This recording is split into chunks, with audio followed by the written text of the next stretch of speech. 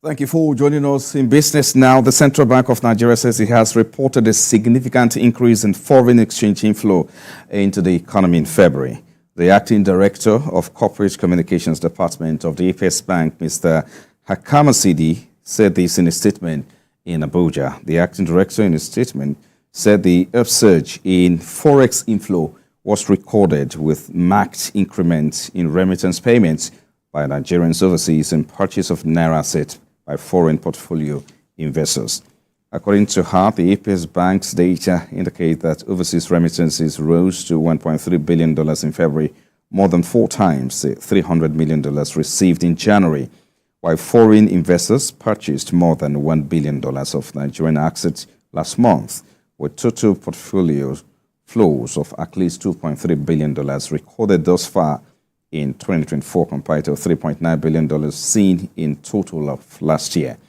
You recall that the CBN Governor, Mr. Yemi Kaduso, set out a detailed inflation targeting strategy using the last Monetary Policy Committee meeting in February, targeting exchange rates, stabilization, and strategies to support confidence in the banking system and economy. And in the meantime, the United Nations Global Compact Network Nigeria has launched a new transformational governance toolkit, a comprehensive online resource designed to empower businesses in their commitment to ethical, responsible, and impactful practices in their operations and stakeholder interactions in Lagos. The toolkit is designed to help companies embrace environmental, social, and governance principles in their operations and interactions with stakeholders to enable them boost productivity. The Corporate Guide Toolkit is a 2-year collaboration between partner organizations across the world and participating companies in the United Nations Global Compact Think Lab on transformational governance. The Executive Director, UN Global Compact Network Nigeria, Ms. Naomi Nwokolo, explained that the tool equips companies to transform their governance not only internally but also within the communities they operate in, fostering strong corporate governance, which is vital for attracting investment and fostering sustainable economic growth in Nigeria.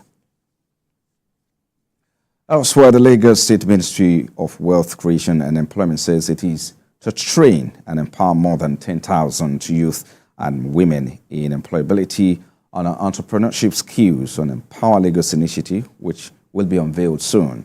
Commissioner for Wealth Creation and Employment, Mr. Akiyemi Ajigbotafe, said this at the 2024 Africa SMEs Excellence Conference organized by Small Business Insights in Lagos.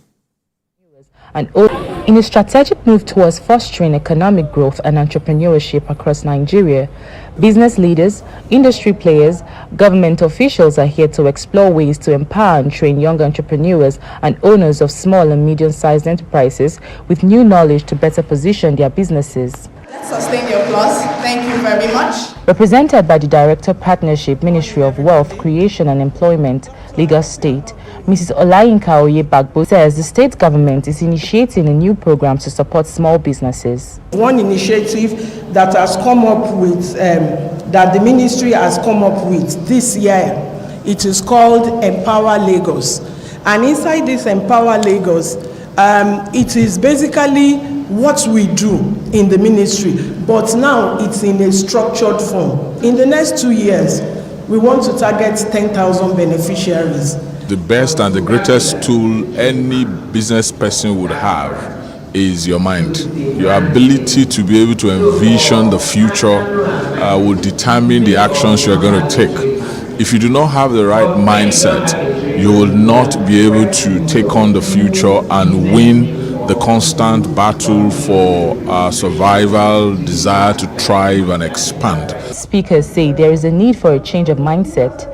They also want business owners to explore other opportunities to help their businesses grow despite the fallout of the present macroeconomic challenges. The bedrock of every economy are the entrepreneurs, they are the SMEs. Without a viable SME market, industry, the economy cannot go far. So I like what the organizers are doing, trying to bring SMEs together and bringing, resource persons that can talk to them about how they can, have a growth mindset. Challenge is that business owners must understand that resilience is very important.